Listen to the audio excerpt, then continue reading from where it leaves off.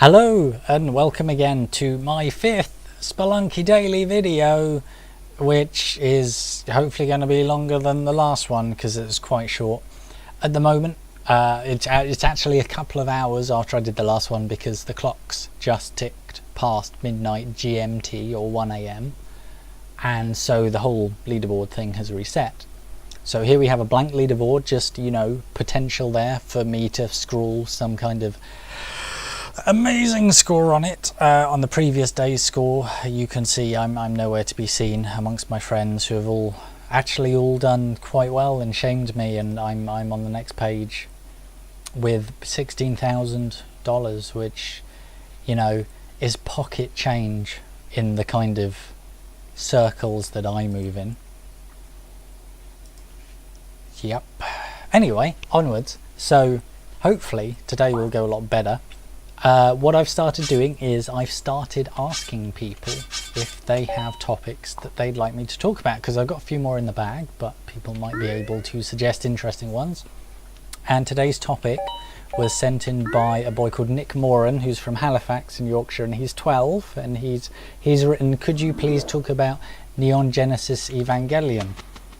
which is something that I know a bit about. So just for you, Nick. Nick's 12 today. Happy birthday, Nick. We're gonna talk about that for as long as we can, or I am, and you're gonna watch and listen and suffer as I make the silliest mistakes. I don't know if Nick knew, but I am a fan of Neon Genesis Evangelion. Neon Genesis Evangelion, I'm just gonna call it Evangelion now, as a lot of people do, is an anime. It's a pioneering anime from Japan that came out originally in 1995, and I'm going to get this wrong, or I'm not going to pronounce this right, but it's by I'm glad that thing had already gone off because I didn't notice there was a stone head there. It was by a chap called Hideaki Anno. Am I saying that correctly? His surname is Anno, so I'll just refer to him as Anno from now on.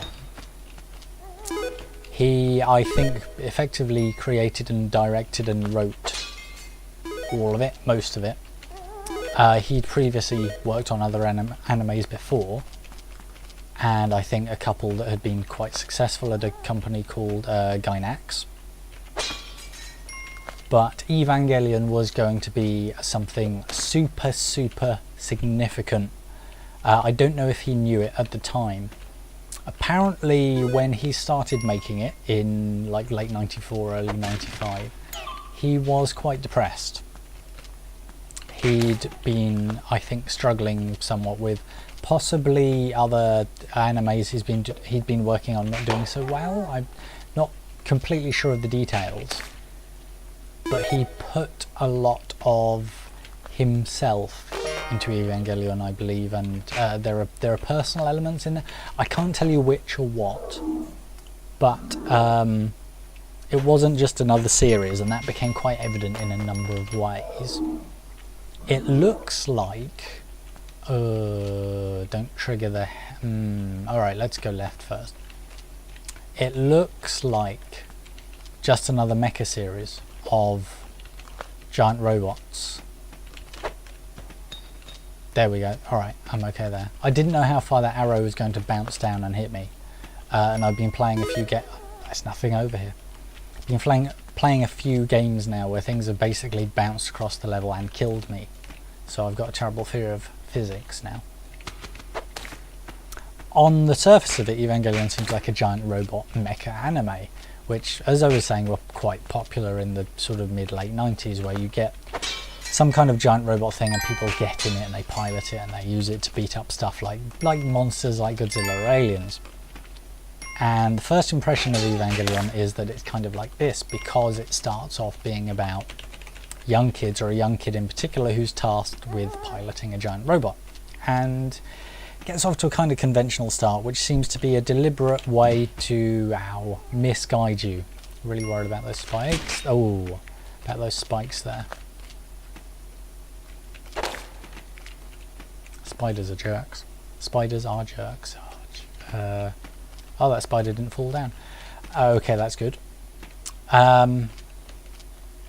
what seems to be happening is a futuristic version of Tokyo, or I suppose what is happening is a futuristic version of Tokyo is being attacked by creatures called angels, which seem to be sort of monsters of some sort. And I'll try not to spoil anything, certainly, because it's a fascinating series and very intelligent in many ways. At first, you the viewer doesn't know where these angels are coming from or exactly what they are. The first thing manifests itself as kind of like a giant robot as well. I can't get to that chest. But as more angels come, they're all different, and they all seem to have adaptations, or they all seem to be evolutions. So after one angel is defeated, the next angel that turns up is quite a different angel and can't be defeated in the same way. What was, how did, I don't understand quite what happened there. Oh no, yeah, alright, fine. It's a horrible game.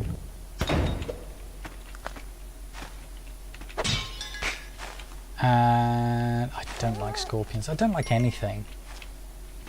But yes, more and more angels turn up, and they're all different.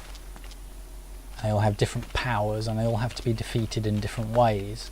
And to complement that somewhat, as well as a very young boy being asked to pilot the first of these giant robots, some other pilots appear as well.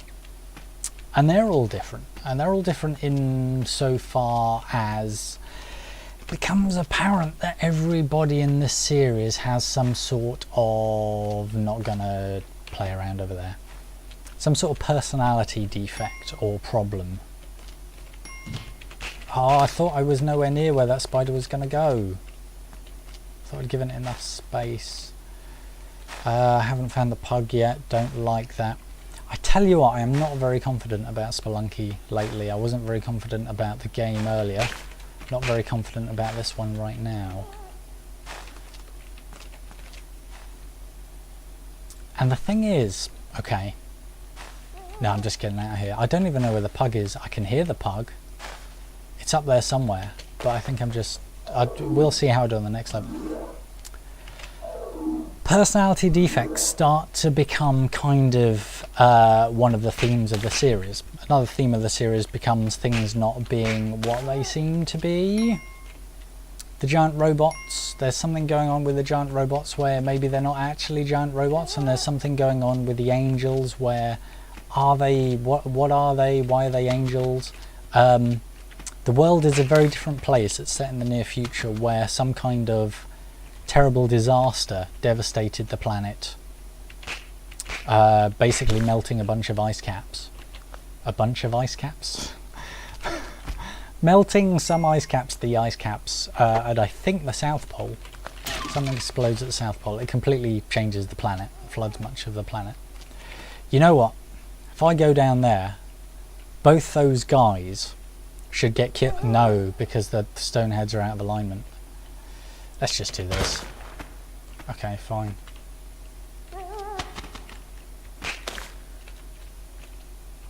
So the sea levels have risen, and also the very futuristic Tokyo that all the action happens in is also a very different Tokyo. And by the way, you have to start asking when there is still a whole world out there, why is everything attacking Tokyo? And there is actually a reason for that as well. And a thing you need to not do when you watch the series is believe what the characters say, generally, or to each other, because also deception becomes a thing, where a lot of the characters they're just not telling the truth to each other, and things that people are set on doing. I must do this, it's my job for this reason. Not everyone's, fully informed about what's going on. This is, yeah, that's being triggered, okay. So I've got myself a pug. I don't have the key, and the chest is there. Need to find the chest if I want to make some decent progress. Which I do. Although time is a running. Oh dear. Chest magic is...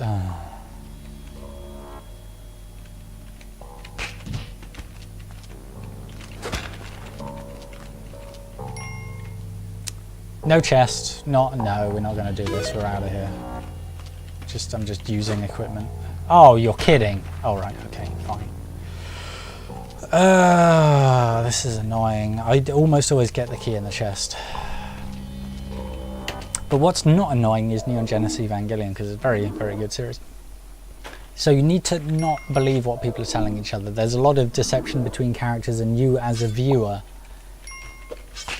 start to develop ideas about what's going on because you assume what characters say to each other or what they do is based on complete information, and it's quite often not.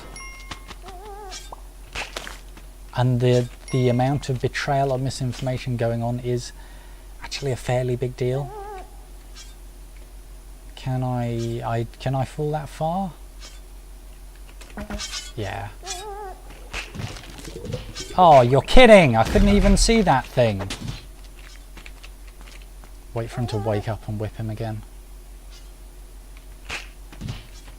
Yeah, how'd you like that? Okay, Pug, hold on. Hold on. I tell you one thing that I've learned from doing these videos. It's really hard to play and talk. It's really hard. I don't know if it is with other games, but I can walk through these spikes, right? Yeah. But it's really hard with Spelunky.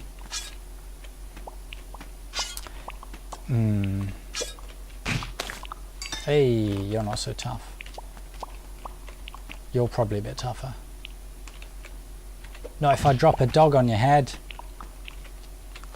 And that's all the weather.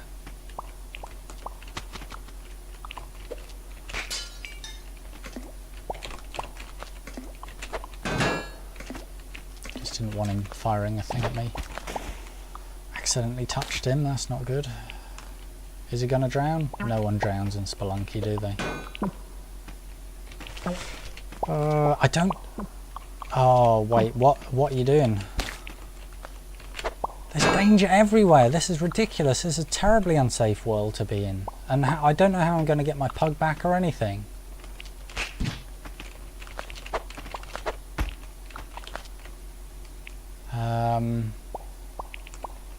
You know what? Yeah, you do that. You run where you want to run. We'll deal with the pug later because I've got to find the exit first.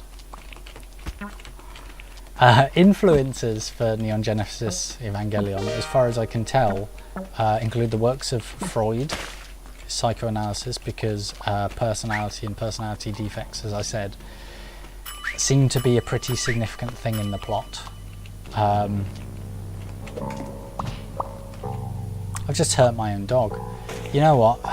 This is awful. It's just going really badly. And I can't even leave the level with the boomerang. I've just not come away with very much. Freud, Kierkegaard, I don't know if I'm saying that right, but the Danish philosopher. Arthur C. Clarke. There's a lot of influences from literature, from philosophy, I think from psychology. I hate these guys too. Oh, it's very satisfying to see that happen.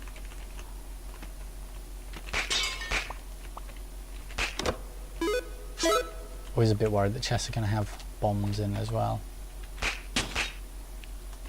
Because occasionally they do. I think they do less than in the older versions of Spelunky.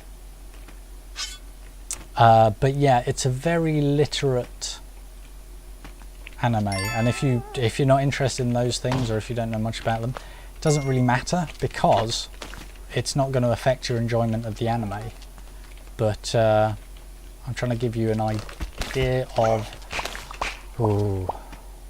Oh, come on. What am I supposed to do about that guy there? How am I supposed to... Can I jump on him? Will that work? Yeah, okay. Crisis averted. Really like to kill a shopkeeper and just start thieving, but not really able to do that. If people are selling shotguns, you can just pick them up and shoot them. Hopefully you know that. That's an approach that I would absolutely recommend, by the way. Splash. Yeah. $1,000. $1,000. Who has that kind of money these days? Not me. Evangelion apparently made a lot of money as well. It was incredibly successful. It apparently, and I don't fully understand this, but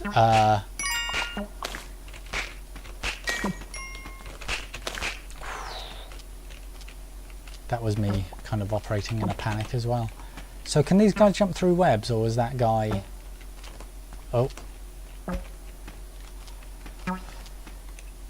It was apparently originally showing in a kids TV slot, and it was moved to a more mature slot later. The piranhas used to eat people in the old game.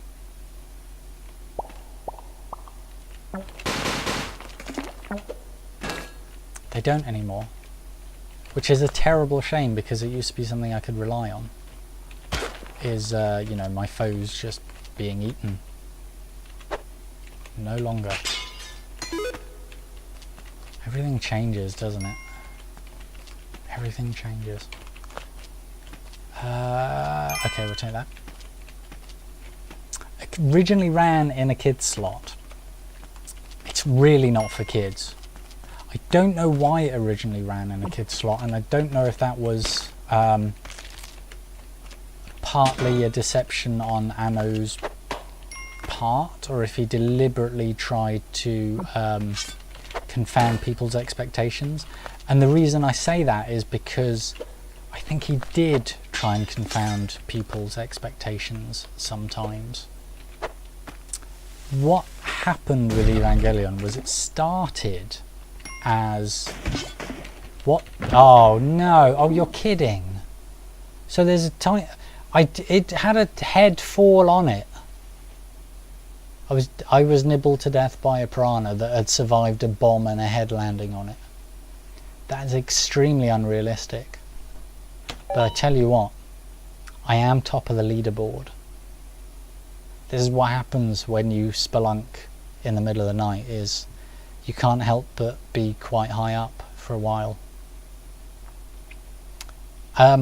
What I'd recommend you do is read... Well, I don't know if you should read about Evangelion, because that would...